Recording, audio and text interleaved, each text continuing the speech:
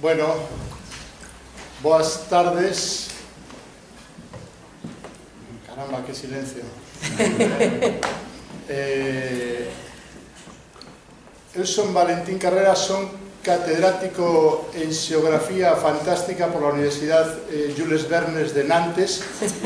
No suelo poner esto en el título porque soy modesto como Cristina Cifuentes, entón non lo suelo poñer, por eso non atoparedes na miña Wikipedia o título de catedrático en Xeografía Fantástica. Por aquí ten un sitio. Aí. Bueno, a verdade é que primeiro, gracias a todos por estar aquí. Gracias ao Ateneo Atlántico, ao meu amigo Anxo Cavada por ter feito tráfico de influencias, como se chama eso, para falar hoxe da Antártida, cando o grupo que pusechedes en marcha o Ateneo Atlántico, cando tiven coñecemento, dixelle: Anxo, hai que facer algo sobre a Antártida. Foi o primeiro que lle dixen, pasaron uns meses e aquí estamos. Entón, grazas por escoitar esa demanda, porque hoxe un día moi emotivo para algúns dos que estamos aquí na mesa, e incluso hai sorpresas algúns dos que están no público. Carmen Gloria Piñeiro e Ana Ramos facía 32 anos que non nos veíamos. Despois de vivir 3 anos xuntos, 3 meses xuntos. Despois de vivir 3 meses xuntos, día a día, bailando, comendo, cantando, chorando, vivindo a vida dunha maneira, dormindo pouco, cantando moito, bebendo bastante, vivindo a vida dunha maneira que marcou as nosas vidas para sempre. E deso é mellor que vos falen elas.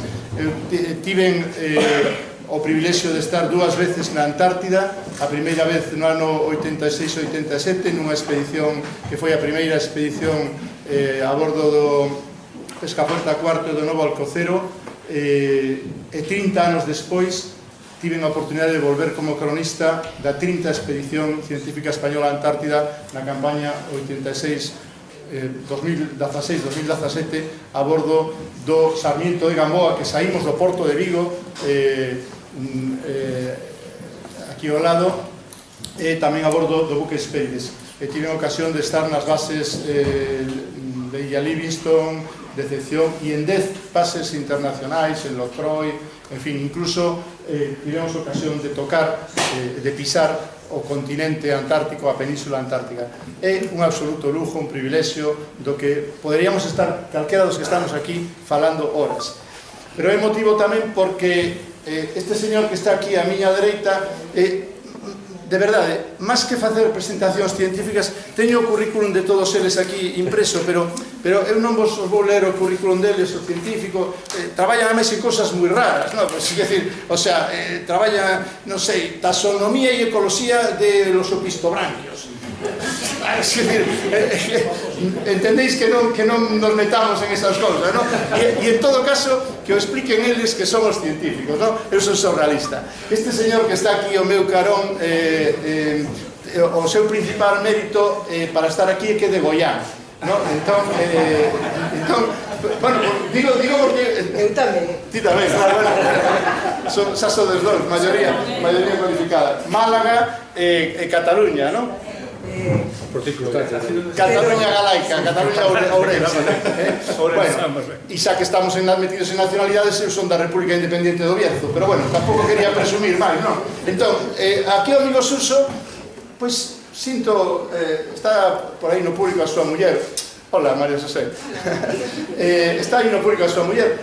Dormimos xuntos no camarote, fomos compañeiros de camarote durante moitas noites. Eu non sei como facía, porque no camarote hai 2, pero podo contar que éramos 4 dormindo, non? Porque, o sea, no camarote hai 2 liteiras, unha en riba da outra, non? Normal. Pero, cando o Hespérides vai ou volta, sempre leva xente de máis, cousa que está perfectamente permitido polas reglas da navegación antártica, como todo o mundo sabe, non? Que se pode facer todo o que se teña que facer según o momento, non? Entón, pois, Suso eu non sei, con esa grácil figura que ten, como saltaba por riba de nós, que estábamos dormindo nos sacos, sin pisarnos nunca. Bueno, foi un compañeiro de camarote espléndido e eu rín moito con ele, pasámoslo moi ben, e te faz irmáns en esas tarefas. E Augusto, a quen non coñecía, si coñecía a súa obra, o seu traballo como xeógrafo físico, como xeógrafo máis ben, logo supen que tamén estaba traballando en temas de glacioloxía, xa tamén nos contará el en que traballa. Augusto Pérez Alberti, catedrático en Compostela, acaba de chegar, é o máis recente, mentras que elas dúas, Suso Troncoso, son biólogos, ele xeógrafo, traballa no mundo da glacioloxía, é outra perspectiva distinta, e, bueno, xa nos contará el que é o que estuvo a facer agora en Rei Jorge e en Isla Livingstone, de onde acaba de chegar despois de pasar ese Drake terrible, non? No? Hai categorías. Eu fuga por vir en avión. Voltou en avión desde Rei Se me lo Jorge. contaré. Desde Rei Jorge, bueno. Casualidade. Entón, nada máis, eu non me vou estender máis porque o meu papel hoxe, porque eu podería estar falando hasta as 12 da noite de pasado mañán, o sea, tranquilamente. Entón, Anxo ten o meu teléfono, chamades cando queirades, quedamos e seguimos falando da Antártida fora de aquí, pero hoxe o papel que me corresponde é darlle a palabra. Logo facemos un pequeno coloquio, se as persoas que están de pé non se cansan moito. Eles todos teñen preparado algunhas pequenas presentacións audiovisuais. Fagamos a cousa o máis o menos rígida posible, o máis participativa. Incluso hai xente de bueo, o sea, hai xente de todas partes, é unha cita internacional. O salón é fantásticamente imperial, como corresponde a esta cidade de Vigo, non podía ser menos. Carmen, tes a palabra. Queres ponerte aquí mellor? Sí. Bueno, non deixo. No, para logo. Tes aí o rato. Vale. Bueno, hola, boas tardes a todos e a todas. Muchísimas gracias por estar aquí.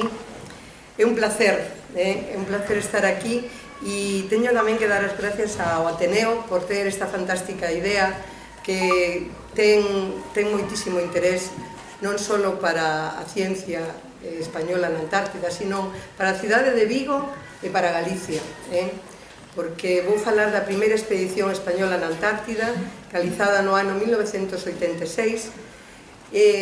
Naquele entonces, os barcos que non había... España non tiña barcos para poder ir á Antártida. Me escoitades ben? Sí, non? Teño unha voz forte. Como? Non fai falta, verdad? Ben. Ah, sí. Hola, hola. 1, 2, 1, 2.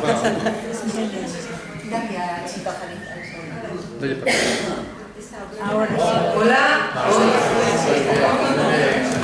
É que teño a voz moi forte, cuidado. Escoitades ben?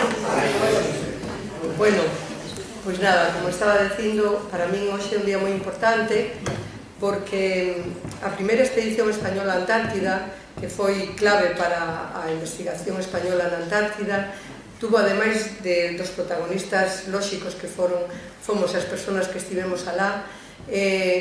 Vigo e Galicia foron protagonistas. Vigo foi protagonista porque os barcos que nos levaron á Antártida eran 2 barcos da flota viguesa, 2 arrastreros maravillosos, os mellores que atopou a Secretaría Xeral de Pesca, o Novo Alcocero, de 101 metros de eslora, e... Ai, perdón, é demasiado, a ver, onde está? Eu non coñezo isto, como... Vai aquí. Ai. Bueno, pois o Novo Alcocero, que tiña 101 metros de eslora, e o Pescapuerta cuarto. Os barcos eran de Vigo, os capitáns eran de Galicia, eran do Valmiño. Juan, que está hoxe aquí, é un honor para min ter a Juan aquí.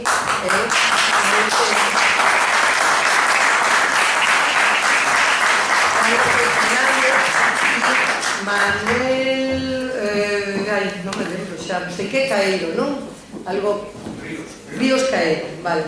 Estes 2 capitáns nos levaron a Antártida a bordo deses 2 barcos. E eran de aquí tamén.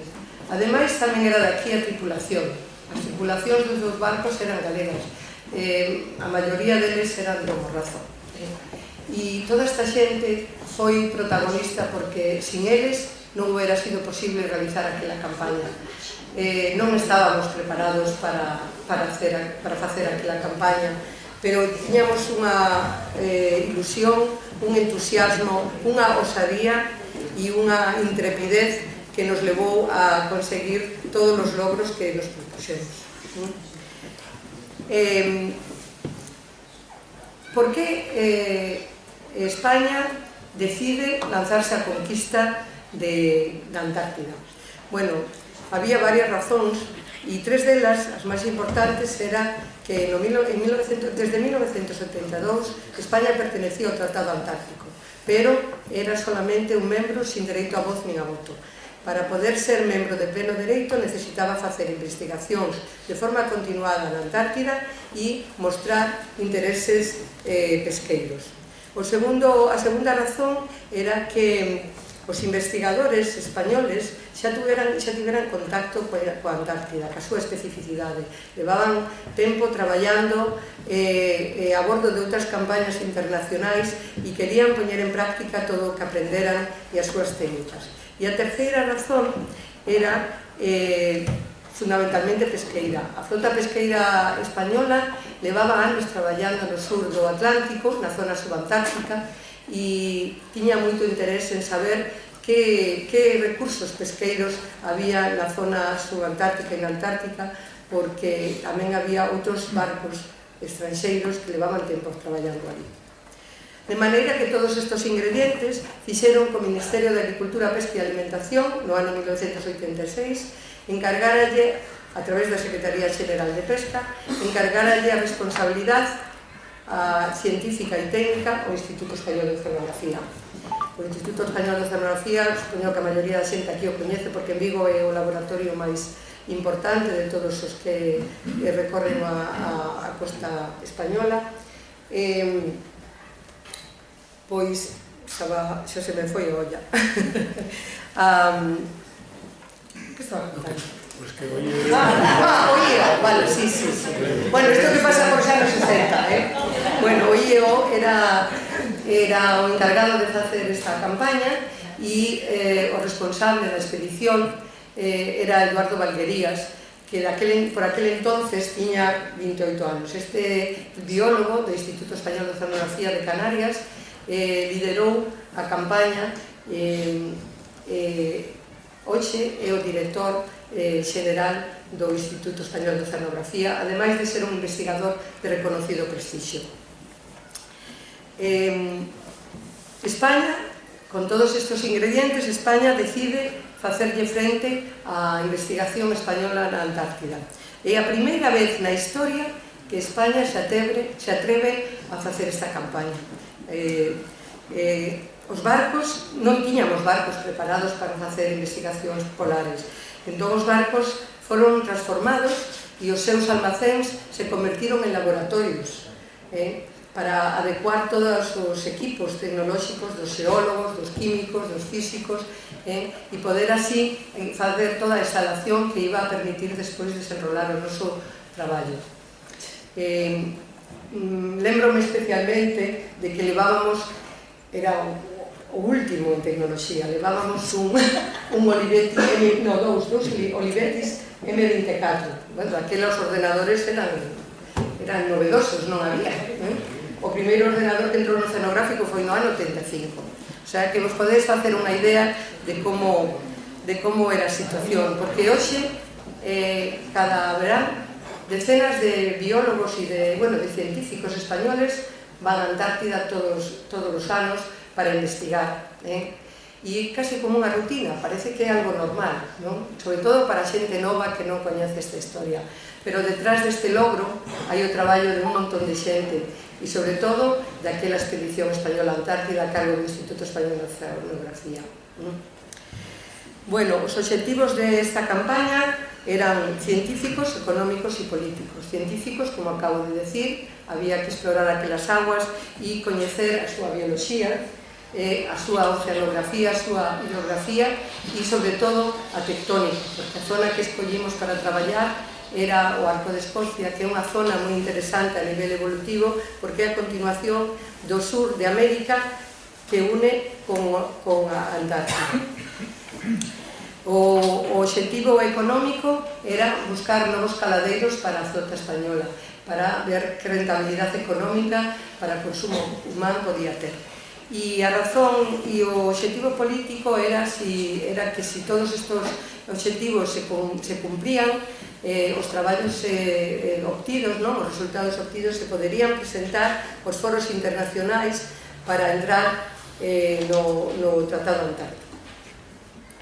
Moi ben, o Pescapuerta IV iba a dedicarse exclusivamente a traballos científicos e o novo Alcocero iba a facer unha combinación de traballo científico e pesqueiro, probando novos artes e sobre todo dedicado ao krill. Ademais, iba Javier Cacho do INTA, do Instituto Nacional de Tecnoloxía Aeroespacial, con un sarcófago enorme, vos acordáis? E era a primeira vez que se facían medicións do buraco do Ozono. Daquela se empezaba a falar do buraco do Ozono. Pois total, que despois de contaros todo isto, vos digo que o 21 de novembro zarpamos os dous barcos, 96 persoas, 24 biólogos, 24 científicos, 20 homes e 4 mulleres hacia o Arco de Escocia. 80 días de traballo, 24 horas sin parar, 7 días a semana. Bueno, paramos 4 días, pero non inteiros. Pasamos o día de Nadal en Orcadas, na Illa Lauri, e que logo nos invitaron os da base antártica argentina a pasar ali a tomar unhas copas e acabou aquilo como Rosario da Aurora. Eso ya lo voy a contar yo luego en el coloquio. Vale. Bueno, e despois de facer casi 11.000 millas de recorrido, máis de 360 estacións de pesca, etcétera, podemos decir que os resultados obtidos foron moito máis exitosos dos esperados. O 7 de febreiro de 1987 voltamos ao porto de Ushuaia, sanos e salvos gracias a estos excelentes capitáns que nos levaron alá. Gracias aos resultados que se obtuveron nesta fantástica campaña e os que tamén se obtuveron na campaña de Antártida 91, que tamén fun, España entrou a formar parte do Tratado Antártico. Entre esta campaña do 86 e a do ano 1991, que fixemos a bordo dun barco ruso, se chamaba Naroj. Tamén podo decir que esta campaña, aínda que o obxectivo fundamental era puramente conocer a evolución dos recursos pesqueiros, o que máis me impactou foi facer unha campaña nun sitio tan cutre, tan cheo de porquería, tan mal cuidado. Na miña vida, en 35 anos de traballo, fixen unha campaña en un sitio donde as cucarachas competían con todos nós. Era todos os días cucarachas por todas partes. Era, terrible, pero así tamén é a ciencia. A ciencia non é só navegar por sitios maravillosos, con traxes maravillosos como ides agora. De todas maneiras, a tripulación daquel barco foi fantástica e tratou de axudar en todo o posible a que o traballo se pudera levar a cabo. Bueno, pois gracias a estas dúas campañas, entre o ano 86 e 91, como dixen, hubo unha actividade trepidante. España entrou a formar parte do Tratado Antártico, se estableceron dúas bases antárticas, unha na illa Livingston e outra en Illa Decepción, gracias tamén á colaboración inestimable dos compañeiros do CSIC, sobre todo Josefina Castelví e Antonio Ballester. E que máis? E os Pérides, no ano 91, en marzo do 91, foi a boitadura do novo barco preparado para a Antártida. Isto abriulle as portas a España para traballar na Antártida. E este é o longo e costoso, é un exemplo máis do longo e costoso camiño da investigación, base do conocimento e do progreso social.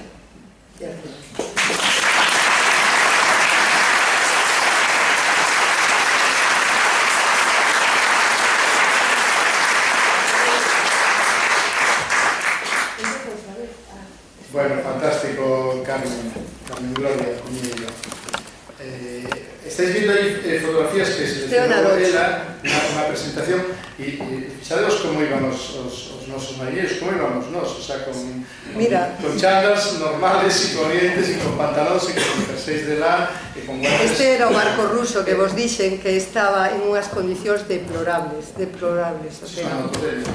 Non, estes non é Gorgonia.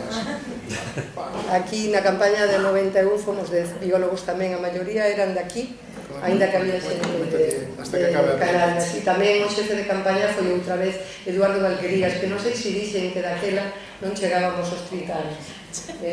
Lideraron unha campaña con 96 persoas e con 24 biólogos, o digo, mirad aquí, sitios donde traballábamos. Era cara de cansada, Bueno, así fomos a Antártida. Bueno, ahora vamos a pasar la palabra a Ana Ramos, que es una malagueña afincada en Galicia, ¿no? Entonces,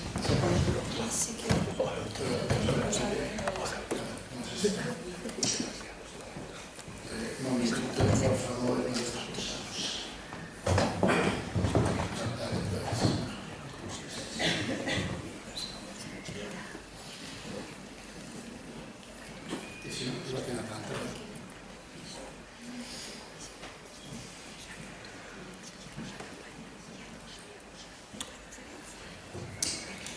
los científicos expulsan los pens, los autónomos los sacamos a nosotros.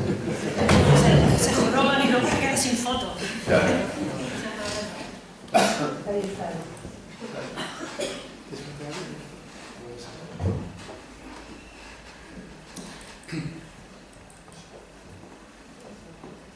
Bueno, Ana se ha levantado hoy a las 7 de la mañana, después de todo, a las 6 de la mañana para acabar la presentación que nos va a poner ahora. Fue una de las grandes fotógrafas. Mientras ella la prepara, os cuento una anécdota que recordamos hace un minuto. Por supuesto, estamos hablando del año 86. Muchos de los que estáis de pie, de los jóvenes, no habíais nacido en aquel año. Digo, ¿verdad?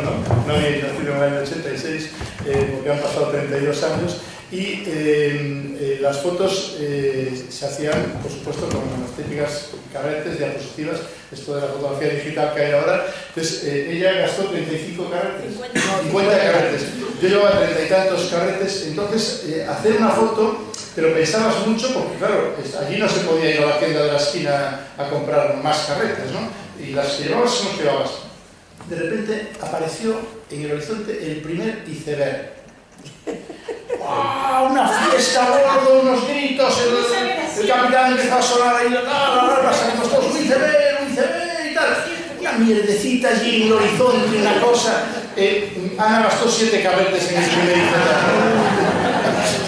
Claro, luego, ¿por qué? No vaya a ser que no vengan más icebergs, ¿no? Aquel iceberg pequeñito, es que no era nada, era como una piedra flotante, un poco de espuma, ¿no? De repente empezamos a meternos en harina, nunca me lo dicho, y empezaron a venir icebergs más altos que el barco, habéis visto algunos, y cuánto echamos de menos aquellas fotos malgastadas en el primer iceberg. Ella tiró, creo que 2 carretes en el primer iceberg. Bueno, magnífica fotógrafa, como vais a ver ahora. Ana, tienes la palabra.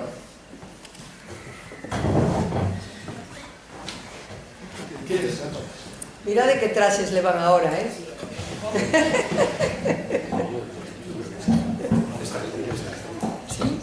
Hola. Muchísimas gracias por su asistencia.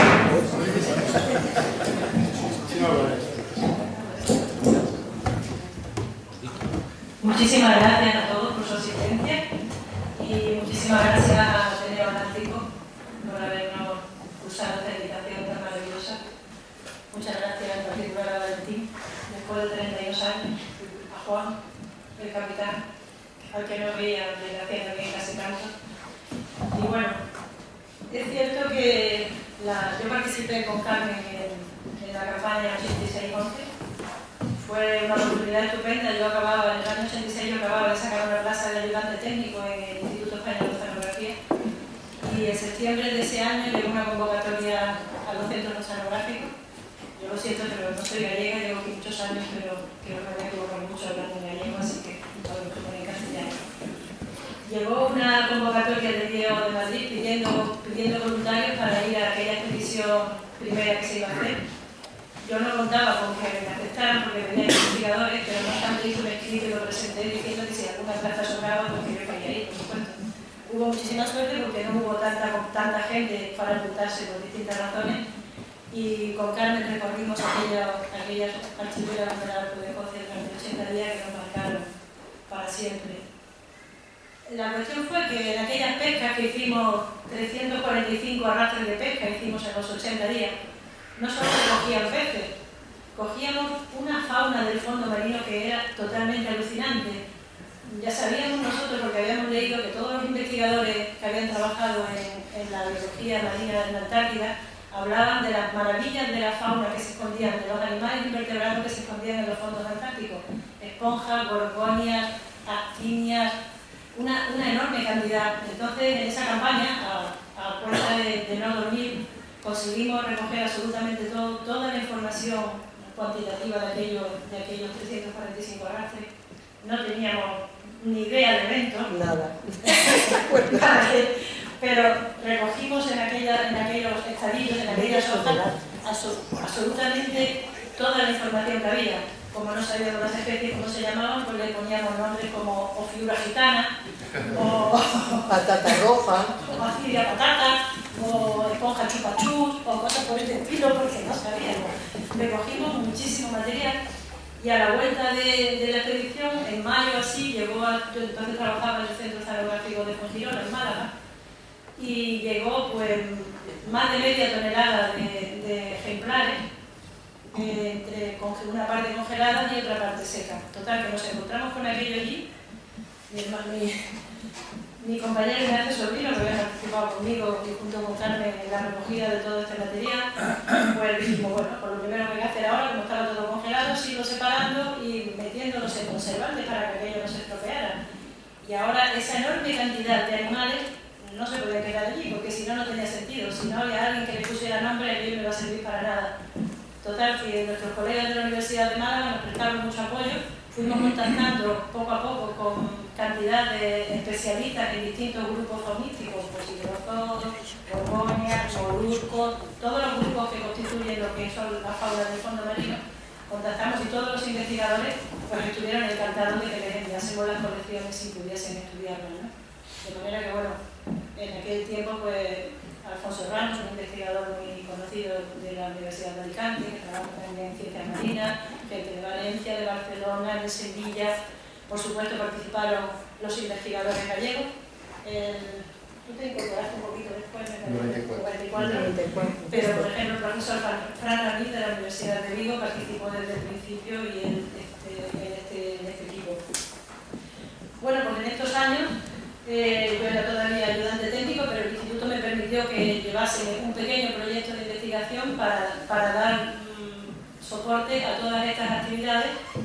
Y bueno, durante estos 4 o 5 años de alguna manera se fue consolidando un grupo de investigación poco a poco, y también el IEO aportó, hizo un gran esfuerzo y financió el primer fondo documental. Es decir, había que buscar mucha bibliografía, mucha de ellas antigua, incluso del siglo XVIII, que estaba repartido por cantidad de museos y de centros de investigación de todo el mundo. Conseguimos tener un gran fondo bibliográfico que fue distribuido después entre todos los especialistas y que permitió avanzar en el estudio de poner nombre a cada especie. Total, que con estas, y sin darnos cuenta, después de entrar a España como miembro del pleno derecho en el Tratado Antártico, pues se crea la Comisión Interministerial de Ciencia y Tecnología, el Plan Nacional, crea y dota de recursos financieros un programa de investigación en la Antártida, lo cual todos los años, a partir del año 91, pues sacaban convocatorias para que se presentaran todos los investigadores que quisieran y con sus propuestas de investigación para ver si tenían suficiente calidad para financiarlas. También en el año 91 se vota el Hespéride, lo cual permitía pues ya hacer trabajo de investigación marina en aguas polares, en aguas antárticas. Nosotros ya teníamos un equipo, es decir, que teníamos parte del trabajo avanzado, y en el año 91 presentamos una primera propuesta para trabajar en la zona en el Hespérides, en la zona donde estaba la base española, en Isla Livingston, En aquel entonces el Hespéride tenía que dar cobertura y logística a la base española, es decir, tenía que estar siempre obligatoriamente en los alrededores por si había cualquier emergencia que no tuvieran desasistido los investigadores de la base. Y tuvimos que planificar un estudio en la zona próxima a la base, en 3 bahías que había en los alrededores. Presentamos este proyecto para 2 años, con 2 campañas, y nos lo aprobaron. Pero en aquella primera campaña del 92 lo que nos ofrecían era simplemente que fuésemos 3 o 4 investigadores. Josefina Castelví era entonces gestora del Programa Nacional Antártico. Fui a Madrid y que trabajásemos pues, haciendo algunos muestreos y tal, pero bueno, cuando hemos presentado un proyecto más ambicioso y renunciamos aquel año y dejamos para la convocatoria del año siguiente, donde ya fuimos aprobados. Nos aprobaron una financiación de 36 millones de pesetas de las de antes, por lo cual tuvimos que contar, éramos absolutamente inexpertos, claro, porque la investigación en la Antártida es problemática. Por un lado, tienes que prever absolutamente todo, tienes que llevar a un equipo a lo mejor de 25 o 30 personas hasta allí, y eso es complicado, no teníamos experiencia, nosotros tuvimos que hacer absolutamente, no teníamos ningún equipamiento, tuvimos que hacer todas las dragas, todos los arrastres, conseguir absolutamente todo, equipo de buceo, porque estaba previsto el buceo en aguas polares, total, que mejor que peor. Aquella primera campaña, que fue la Oriental 94, hicimos en el verano austral del año 1994, pues fue sobre todo un rodaje para todos nosotros. Realmente experiencia antártica solamente tenía mi compañero Ignacio Sobrino y yo, del oceanográfico, que habíamos participado en el 86-11, que también estuvo desde los inicios en este proyecto. Después la mayor parte de los investigadores que participaban eran tasónomos, es decir, eran investigadores que trabajaban normalmente en un trabajo muy individualista, que no estaban acostumbrados a trabajar en equipo. Muchos de ellos pues tampoco tenían experiencia en trabajar a bordo de grandes buques. Bueno, nos enfrentamos a muchos retos, pero bueno, sacamos adelante aquella primera campaña y ya en la segunda, en el año 95, tuvimos otra financiación para ir y volvimos a hacer una campaña. Esta vez ya teníamos un bagaje y sacamos unos resultados estupendos. Aquella segunda campaña la hicimos también en la zona de alrededor de la base, pero trabajamos ya un transecto desde el norte de las islas Shetland del Sur hasta la península antártica, que cruzaba la isla de Decepción, que es aviso de mucha gente, es un volcán que se hundió, que es una zona muy interesante, y de esa campaña salieron ya resultados muy importantes a nivel científico sobre la distribución de la fauna. Nosotros hicimos una aproximación multidisciplinar. Trabajábamos en cada punto de muestreo, utilizábamos 4 tipos diferentes de aparatos con el fin de obtener fauna tanto de dentro del sedimento, como la fauna que vive sobre la superficie, como otra fauna formada por pequeños crustáceos que viven en la interfase, es decir, que utilizamos una metodología, luego además utilizamos estaciones en los mismos puntos de estaciones para el muestreo de la columna de agua. Hicimos también cartografía de las zonas donde se iba a trabajar con equipos de sonda y bueno, ya fue otra cosa. Estas 2 campañas pues fueron las primeras que hicimos y uno de los grandes problemas que presenta la investigación antártica es que bueno, las campañas indudablemente son costosas. En nuestro caso eran más porque necesitábamos llevar unos equipos numerosos y gente de distintas disciplinas para poder abordar todo lo que es el muestreo integrado. Y estas campañas, a pesar de que son costosas, luego lo que hemos sufrido a lo largo de toda nuestra experiencia ha sido que, excepto en una ocasión, el programa antártico no financiaba luego la investigación posterior, es decir, financiaba las campañas, pero luego te encontrabas con muchos problemas para poder financiar todo lo que se hace en el laboratorio durante muchísimo tiempo. La identificación de las especies es un trabajo muy largo, muy lento, porque hay que mirar cada ejemplar por arriba y por abajo, hay que consultar mucha bibliografía, hay que mirar cada uno y todo eso para tener el nombre, ¿no? Entonces, bueno, desde que se inauguró el programa antártico y el Hespéride, nosotros hemos participado, nuestro equipo ha participado en absolutamente todas las convocatorias del programa del Plan Nacional de I+D, y a través de ellas hemos conseguido en 20 años 13 proyectos financiados con un monto total de 1.250.000 euros, todo de fondos nacionales. El Instituto apoyó el proyecto, pero realmente no financiaba las campañas ni nada, todo ha sido financiación externa lo que hemos conseguido. Y bueno, después tuvimos otra serie de campañas en 2003 y 2006, que fue una segunda fase. En esta fase, tu participación en el 95, ¿no? 95. Sí, y luego en la campaña 2003 y 2006, el Esperdy ya estaba liberado de su servidumbre de estar cerca de la base, ya la logística la daba el remolcador de Las Palmas, y pudimos plantear trabajar en zonas más distantes y más interesantes desde el punto de vista político. Así que programamos otras dos campañas en el mar de Beringhausen. El mar de Beringhausen está en la Antártida Occidental y es uno de los 3 mares más grandes, mares helados mayores de la Antártida, y era una de las zonas más desconocidas a nivel político donde todavía no trabajaban otros equipos internacionales.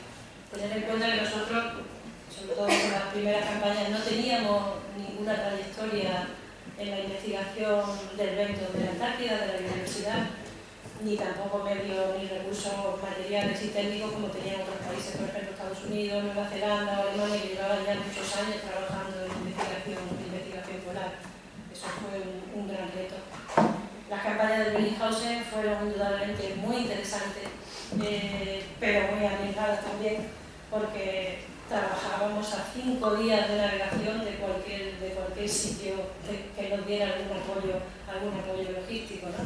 Pero bueno, fueron bien, sobrevivimos, hemos conocido, la verdad, paisajes maravillosos, una zona del mundo que es fantástica. Yo realmente quedé absolutamente enganchada desde la primera expedición 86-11 y conseguimos sacar adelante un proyecto que nos permitiera volver. En mi caso, pues he estado 5 veces y feliz de haber participado y liderado un equipo de investigación durante 20 años, un equipo nacional de investigación en el que han participado entre 30 y tantos y 40 y tantos investigadores de España, también con participación de investigadores de Latinoamérica, investigadores europeos, y ahora nos hemos mantenido como un equipo realmente unido durante 20 años. Ha sido algo maravilloso. El equipo de ETA ha funcionado muy bien durante una serie de años, y eso para mí es la satisfacción más grande que me ha proporcionado la investigación antártica. Muchísimas gracias.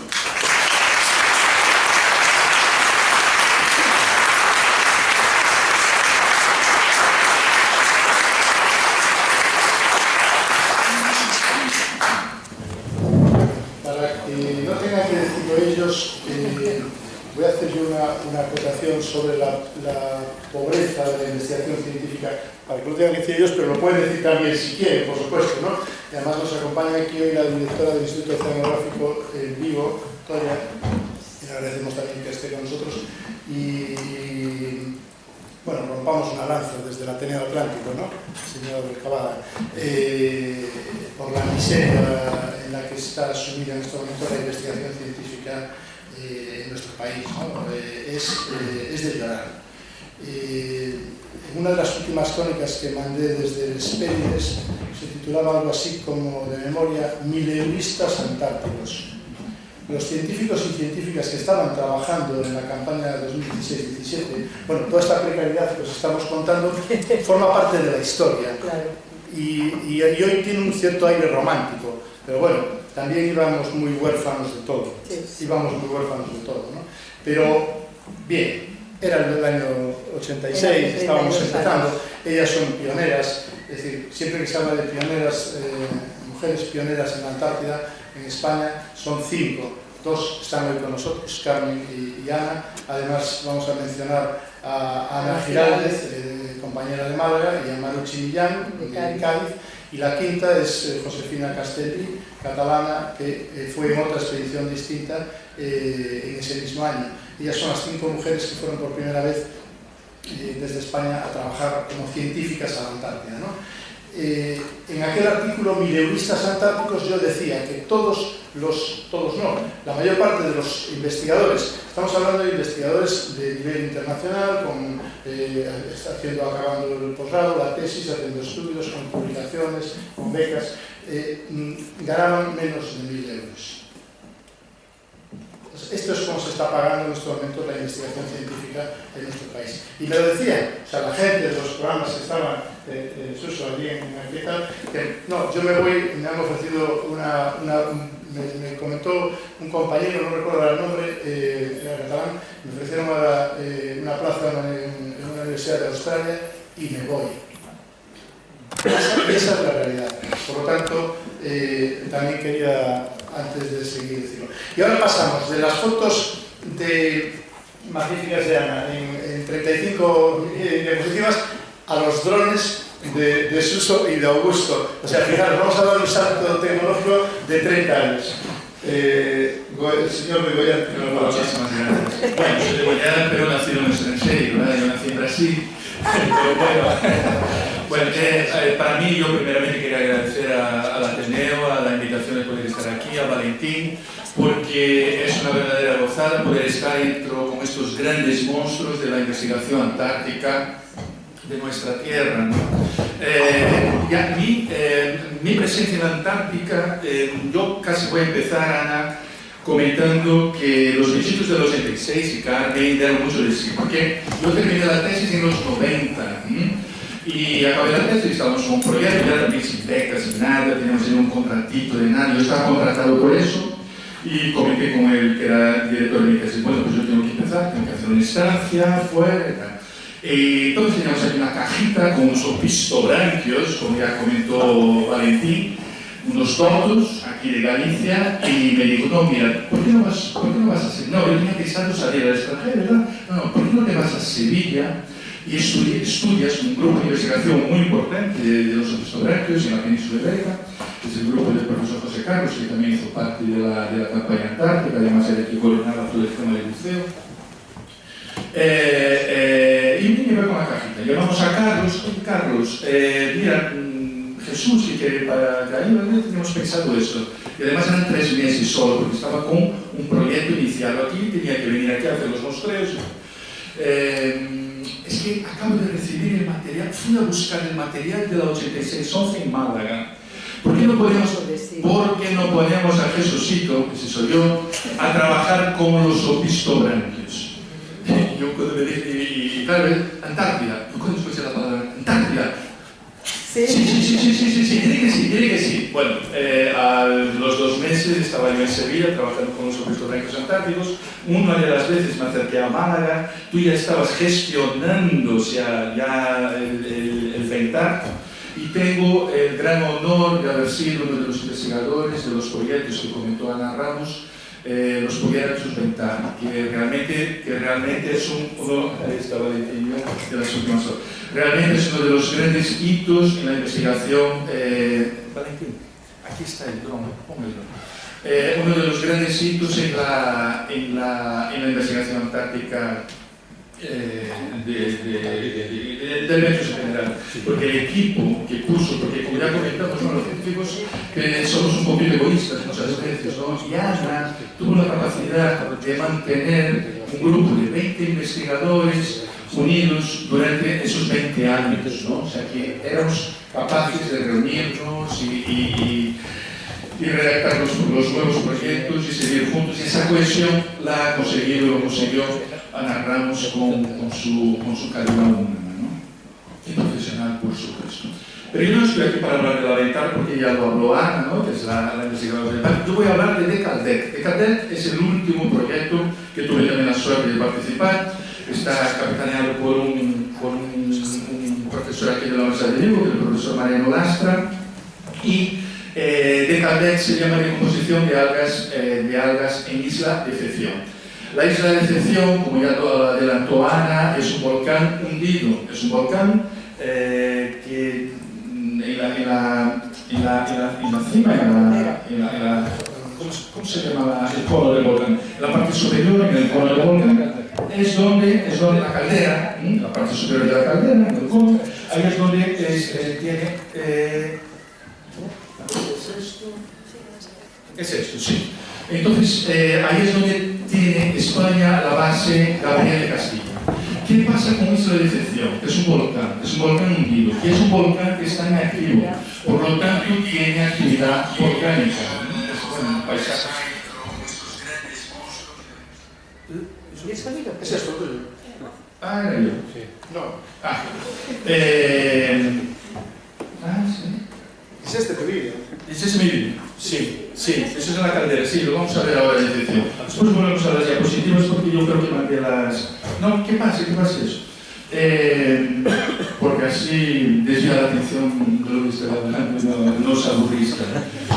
Entonces, claro, al ser un volcán hundido es un laboratorio, bueno, la Antártida ya de por sí es un laboratorio natural. O sea, las condiciones antárticas no las encontramos en otras zonas del planeta y además ya vemos que la fauna y los procesos ecológicos que ocurren en la Antártida no ocurren en otras partes del planeta.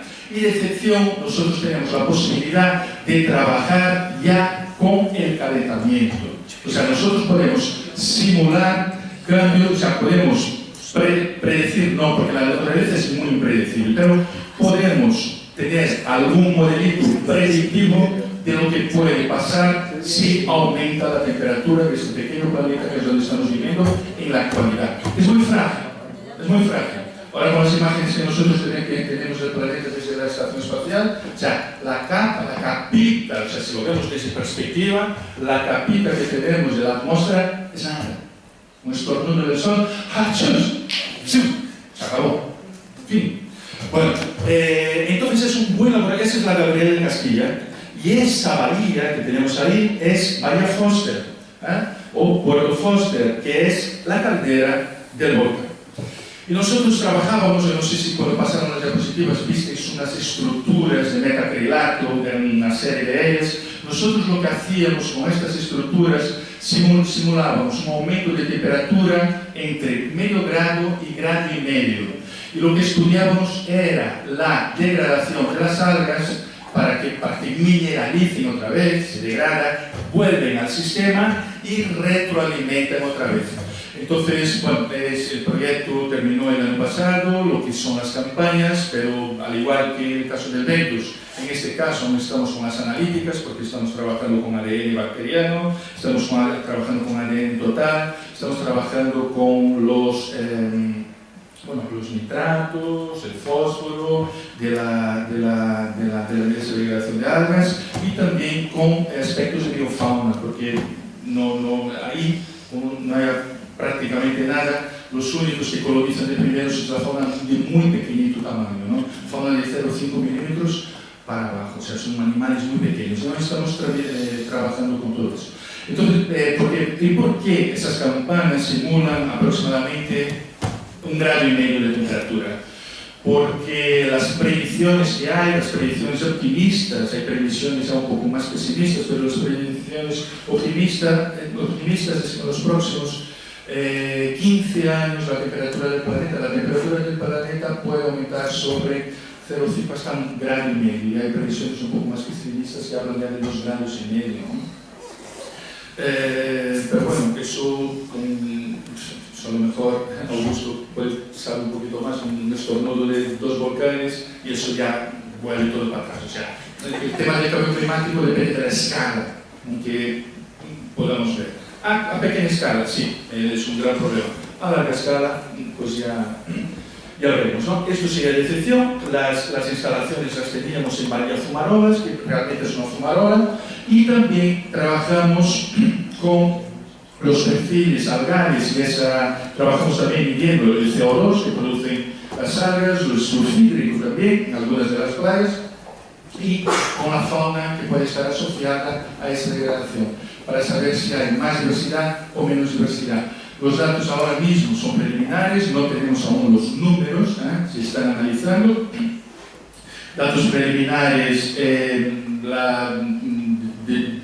año del 16, sí que ya podemos decir que sí, que hay la descomposición de esa materia es mucho más rápido, normal, la digestión suele ser más rápida si hay algo más de calor, esos grandes digestores que son más claves. Yo creo que a modo introductorio yo no comento nada más, que bueno, tuve la gran suerte de tener el material de la 86, haber participado en las ventas y ahora la oportunidad de trabajar con esa parte un poquito más ecológica y aplicar que es la correlación con el clima. Muchas gracias por mi tiempo.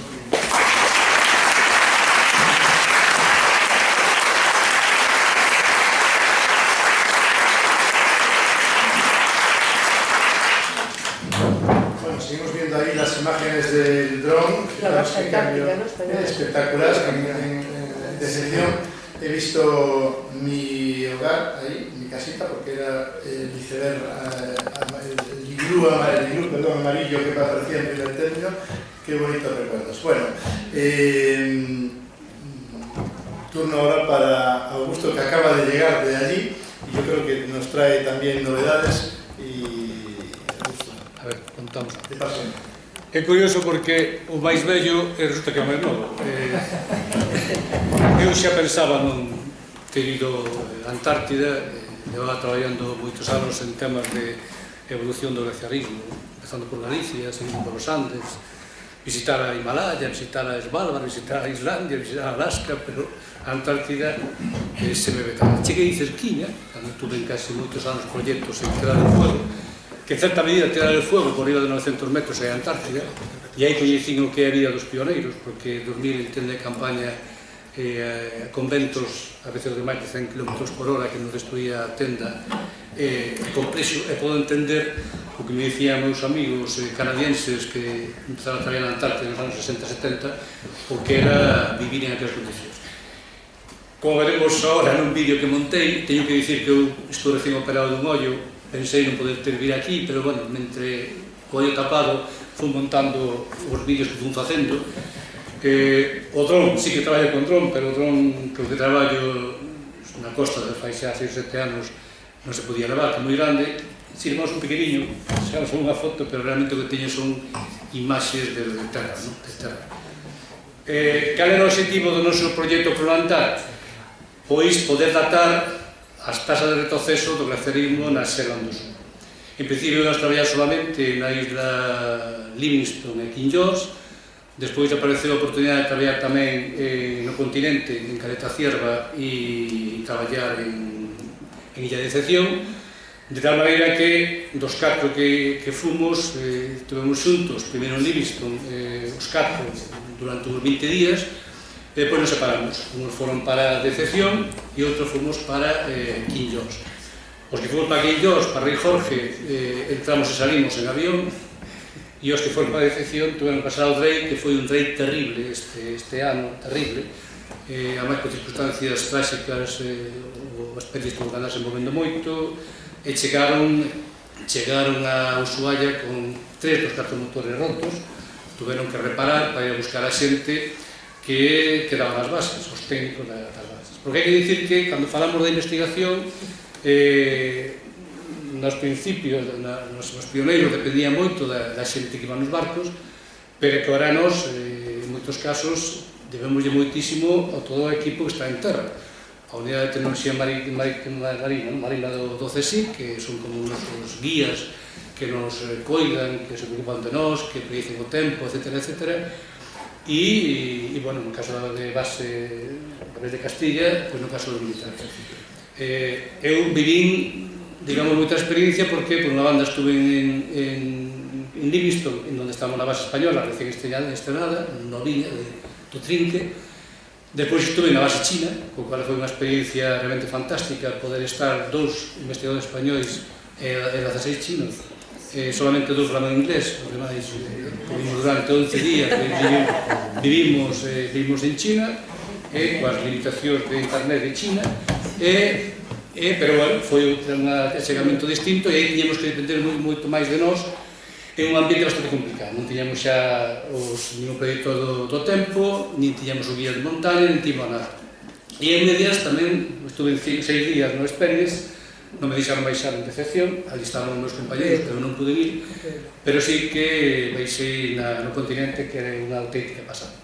Entón, eu nun ano fixen que algúns non fan nunca, que visitei moitos lugares. Para que? O fin fundamental era ver se as tasas de retroceso dos glaciares seguiron un ritmo desde fai 4 ou 5 mil anos continuo, ou se ve un proceso de aceleración nos últimos tempos. Para iso que fixemos de recoller moitas mostras de rocha para despois poder datar mediante o sistema de cosmogénico. Collimos moitos naquelas zonas que tuveron cubertas de xeo, que eran descubertas, en morrenas, en depósitos ou en rochas aborregadas no noso glaciar, fomos collendo mostras. Por outra banda, aproveitando que eu iba, e eu, sobre todo, unha das liñas máis potentes miña de investigación a nivel internacional sobre as costas rochosas, playa de bloques, cantiles, acantilados, estuve salindo estes días na prensa, por desgracia, por razón das catedrais, e entonces aproveitei para ir tamén traballar o tema da costa.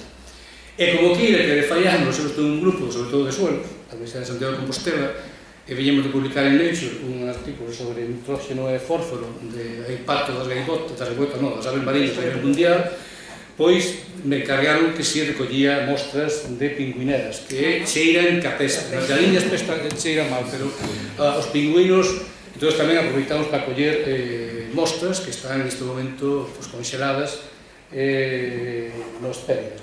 Total, que fixen, por unha banda, traballei no que me gustaba, por outra banda, fixen de mandado, porque, bueno, eu no traballo que fago con esta xente, que me encargo ben da parte de historia de información xeográfica, de darlle unha dimensión espacial aos datos, e non, por suposto, analítica. Entón, foi unha experiencia realmente increíble, e tamén vin outra parte que elas non viron, que é como se está turistificando algunhas zonas, Filders, que en Quinllós é un lugar onde va moita xente, decisión tamén, e, bueno, non saliu publicado, pero unha tesis de doutoramento de un portugués que daba máis contaminación na zona de Filders que no Taxo portugués. Ora limpiaron un pouco aquilo estaba cheo de lixo, a zona onde ora hai un aeroporto, vas a ver que teño aí é de terra, é onde se chega, e veredes que remato a miña presentación dun xeito peculiar, pero é xeito peculiar porque nós íamos a salir cos brasileiros, isto que había un brasileiro, íamos a ir cos uruguayos, o Hércules uruguayos, porque o avión uruguayo, e ao final nos sacaron un charter de Ricachós, e por eso veredes como remato o meu viaxe na Antártida. Non vou dicir o porqué. Insisto, elas, o que viviron elas, o mesmo Suso e eu, o que vivimos é distinto. Viviron elas e o que vivimos nós, nada que ver, non? O sea, a base é un hoteliño, laboratorio magnífico para xente que quer traballar aí, laboratorios, aeroporto no caso de Quinllós, o Espérides para trasladar de unha para outra, e únicamente no campamento de Bayers é onde pasa un pouco mal, que é o sur da isla de Livingston, onde tamén España ten ali un campamento en onde van os investigadores, están nuns iglús parecidos que había en Livingston, e aí sí que o pasan mal, porque teñen que levar a comida preparada, porque quedan aillados, por exemplo, coa traxedia que sufriu o Espéride de que morreu un membro dun grupo de investigación do Galileo, é un marino mercante, un marino capitán de fragata, trastocouse todo e quedaron ali colgados, tuveron que ir a sacalos un barco chileno, porque senón quedaban ali. Entón, digo que aí sí que se vive, me dicen os compañeros meus que estuveron uns anos, incluso estuveron 2 meses, que é terrible, está aí tanto tempo, non se pode duchar, lógicamente nas bases sí, toda a base de toallitas, o que se produce hai que traerlo de volta, non se pode deixar nada, etc. E cando veía as imaxes tamén mudou todo, aí estaba facendo fotos pegadinhos aos pingüinos, non, hai que mínimo 10 metros. Que pasa? Os pingüinos veñen a ver, non pode escapar, pero en principio non podemos achegarnos a 10 metros. En algún caso eu non teño maior interés, cando se me achegou unha foca leopardo ali na Encaleta Cierva, cando se la vin ali a 2 metros de min, non tiña maior interés de que prefería cumprir o protocolo. Ben, entón eu fotografei un vídeo tal cual, ni música ni nada, fui pegando na miña tableta para que vira realmente, para que se poda ver como está aí, que pon 2000 de los extras. E aí se pode ver un pouquiño desde que chegamos, primeiro pasamos por Livingston, despois pasamos por Caleta Cierva, que é o continente, e rematamos en Quinllós. Complicado traballar, traballamos no campo, é realmente, a veces con temperaturas térmicas de menos 21. ¿Es sonido o no? Sí, ten que ser así. Con sonido, digo, sin sonido. Sí, dale un sonido para que se vea, porque a veces hay sonido. Está en 4K, espero que se está pueda. cargándose. ¿Y qué pesa? Sí, mira, está cargando. Llevará un poco de tiempo. Todo el mundo es portátiles, móviles, tablet. Carmen, ¿cómo era la comunicación en la campaña 86-11?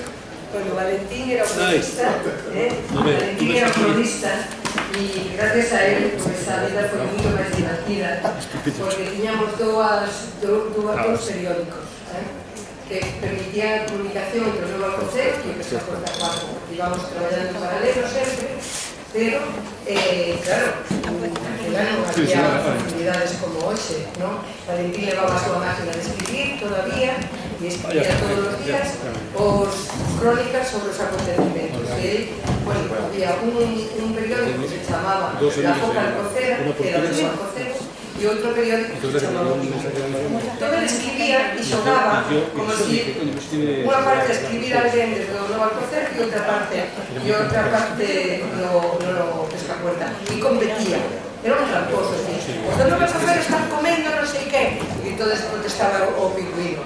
Total, que este método de comunicación era tan atractivo que todos os días, oye, saliu a gaceta do pingüino e aí había pues desde crónicas, chascarrillos, historias sobre os grandes exploradores, cursos de inglés, bueno, a verdad que foi incluso recetas, acordaste de recetas de cociña, porque claro, un dos objetivos que tiñamos entre la primeira campaña era tamén buscar recursos pesqueiros para a explotación comercial para a flota española e ver o interés gastronómico que podían ter eses especies. Entón, prodábamos todos os días unha nova receta. Benito, que despois foi moitos anos cocinheiro do Corrillo de Saberna, se dedicaba todos os días a innovar.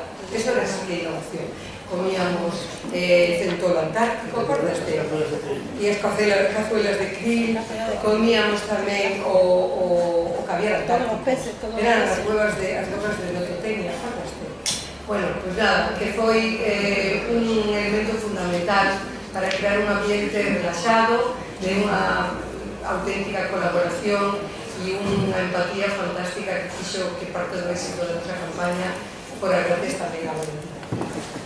Me acuerdo que cuando son esos tipos elegionarios. Sí, ¿cómo te acuerdas de ese nombre?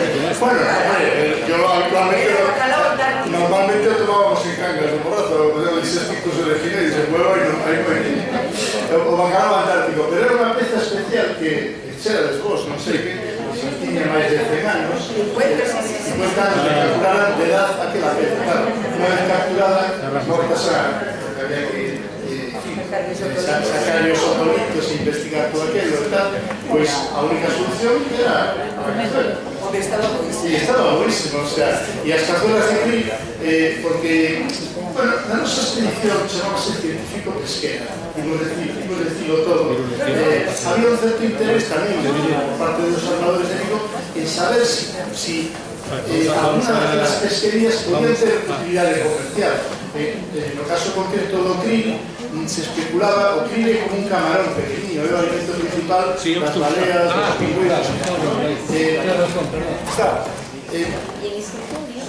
E tomábamos as cazuelas de krill como se fueran gambas rojitos, pero era pesadísimo porque tiña moito flúor, non era comestible, ao final isto non é negocio, mala pata, porque se ves un negocio krill, ou se non seríamos armadores de altura ou algo, é que non é das que estamos aí de todos os marinos e de todos os tipos de toda a cadea alimenticia. Temos eso a gusto. Sí, está moi difícil.